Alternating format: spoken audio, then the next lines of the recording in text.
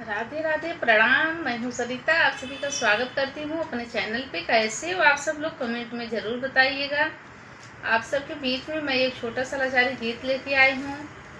गीत कैसा लगा कमेंट में ज़रूर बताइएगा। आप सभी से रिक्वेस्ट है कि वीडियो को फुल वॉच कीजिएगा। धन्यवाद।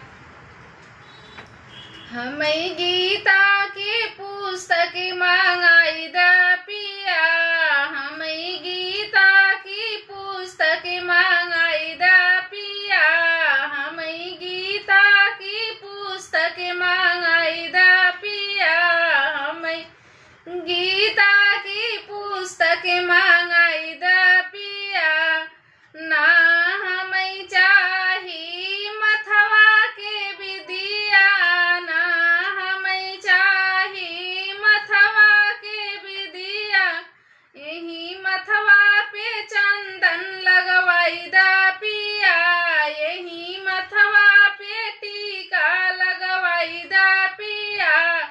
हमें गीता के पुस्तक मंगाई दा पिया, हमें गीता के पुस्तक मंगाई दा पिया, हमें गीता की पुस्तक मंगाई दा पिया।